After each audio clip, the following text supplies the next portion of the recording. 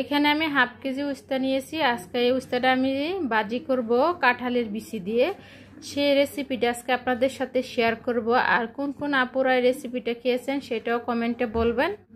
তো সব কিছু আমি এখন রেডি করে নিয়েছি। এখানে হচ্ছে পেঁয়াজ কুচি, রসুন কুচি, কাঁচামরিচ ফালি করে নিয়েছি। আর কাঁঠালের বিচিগুলো এভাবে আমি গোল গোল করে কেটে নিয়েছি। আর উস্তাগুলো ধুয়ে কেটে নিয়েছি। চলেন রান্না করতে চলে যাই। সরিষার তেল,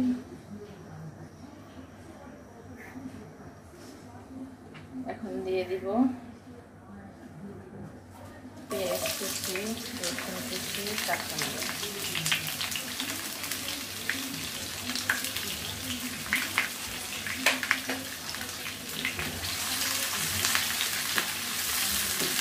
সরিষার তেল দিয়ে ভাজিটা করলে কিন্তু খেতে ভীষণ মজা হয়। এভাবে উস্তা ভাজি করলে আর তিতা লাগে না।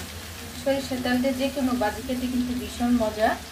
তা আমি একটু ভেজে নিলাম। এখন আমি কাঁঠালের বিচিগুলো দিয়ে দিব।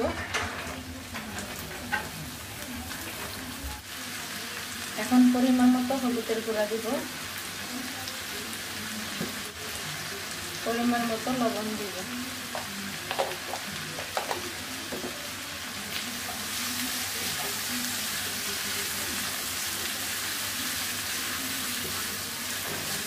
এখন এটা একটু ভালো করে কষিয়ে নিব। এখন এটা একটু ভাজা ভাজা হয়ে আসছে। আর এখন আমি উস্তাগুলো দিয়ে দিব।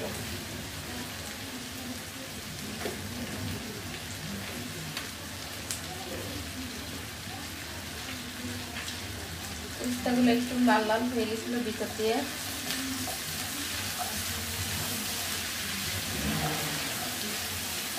এভাবে কাঁঠালের বিচি দিয়ে এই উস্তা ভাজিটা খেয়ে দেখে না, পুরা খেতে কিন্তু ভীষণ ভালো লাগবে, একটু তিতা হবে না। উস্তা ভাজি বলেন আর করলা ভাজি বলেন, যদি একে ভাজি করেন তাহলে তিতা হয়ে যায়। আর এভাবে ভাজি করলে একদমই তিতা হবে না। গরম ভাত দিয়ে খেতে কিন্তু ভীষণ ভালো লাগবে। আর চুলার জলটা আমি একটু লো হিটে দিয়ে দিব। এর থেকে মানে তেলের মধ্যে ভাজা হয়ে যাবে। এই উস্তা ভাজির মধ্যে কোনো পানি অ্যাড করবো না, শুধু তেল দিয়ে ভেজে নিব।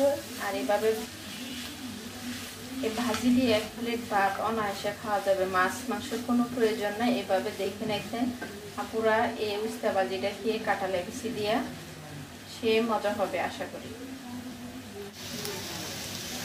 ভাজিটা একদম ভাজা ভাজা হয়েছে, দেখেন দেখতে কত লোভনীয় লাগছে।